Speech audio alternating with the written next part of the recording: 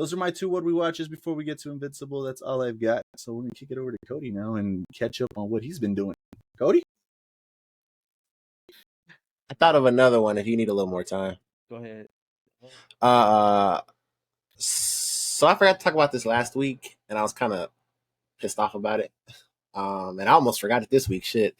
But Your Friendly Neighborhood Spider-Man. Oh, yeah. There is 6 episodes out now, and they drop every Wednesday. I don't know if they're going to keep doing this formula, but I think they did 3 and 3. I was gonna say, yeah, damn, it's a lot. Yeah, so that's been pretty cool. Sebastian has been like that's been like his favorite thing to watch. He can't wait for Wednesdays, and we just sit there and watch all 3 of them. I think the story is good, and I think that it is interesting. The big like thing that everybody was talking about as soon as we saw like what it is was the animation. Obviously, it has that. It looks like an old school Spider-Man comic book. Like it looks like they just animated a comic book. I guess you could say kind of like the same thing as Spider-Verse, but I just feel like Spider-Verse just does it better. And obviously I'm sure the budget on Spider-Verse is way more, but sometimes this works, and I feel like other times it doesn't. Some scenes feel a little stiff, a little clunky. But then there's some scenes it looks great to me, and I don't even think about it. So for me, it's hit or miss. But I have been entertained. It's it's just a different way of going about Spider-Man while still being like the Spider-Man story that we know. If you pay attention to this podcast, you know that Andrea hates Spider-Man at this point. Spider-Man media. I don't hate Spider-Man. Don't do this. I hate that I hate all the Spider-Man content. So it's all the same. What did she say? What did she say different? I don't hate Spider-Man. Yeah.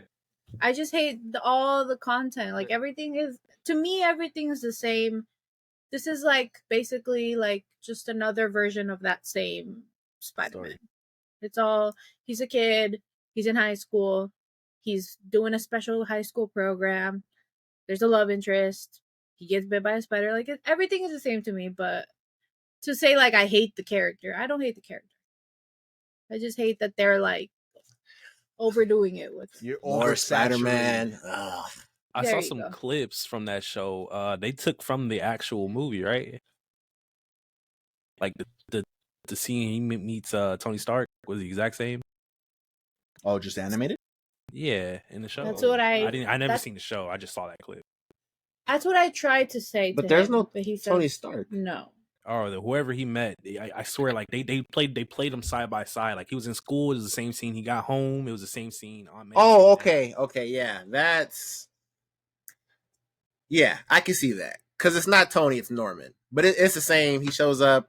It's the same thing. Like, but that's Tony for Norman. That's why I was confused. Yeah, it was the exact same scene. But that's what I was telling you when we were watching it. I was like, this is the same thing as. Yeah, they ripped that straight out of Civil War. Yeah, for sure. And you were like, it's someone else, and I was like, yeah, but it's the same thing. It's still a high-tech billionaire that's gonna help him get a new suit, and yes, yes. It's not like I don't know.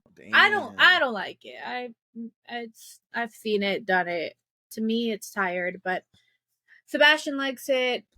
I can. Because he hasn't experienced Spider-Man like that. Yeah, that's why. And then I was telling her, like, even in the comics, from what I've been told and listening to, like, King Lion talk about it, Spider-Man in the comics, and he's been around, for decades at this point, he doesn't evolve as a character. Like, he's still running around, sometimes jobless. His love interest life is kind of, like, he's just not an adult. Like, he's an adult, but he's not an adult, and like the character just 16 to like 19, 20. Yeah, like the character just doesn't evolve. So I can see that, and Spider-Man has been.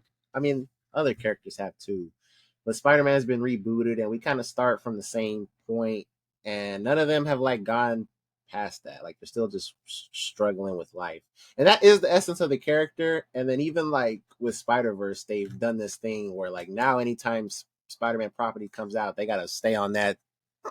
They gotta stay on that fucking path of doing this. He's gonna lose somebody important to him. Like, you know, like everybody's gonna go through the same. Every Spider-Man character is gonna go through the same fucking thing. It's a canon event. Yeah. So I can see it. I understand, you know, her frustration.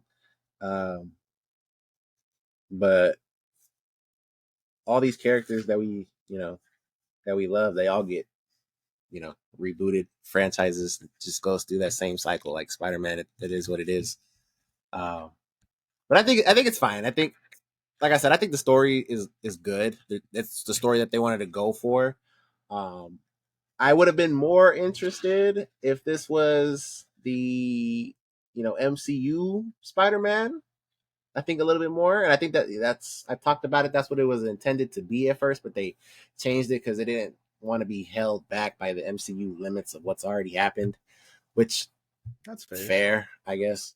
But yeah, it's been fun watching it with Sebastian, so it's cool.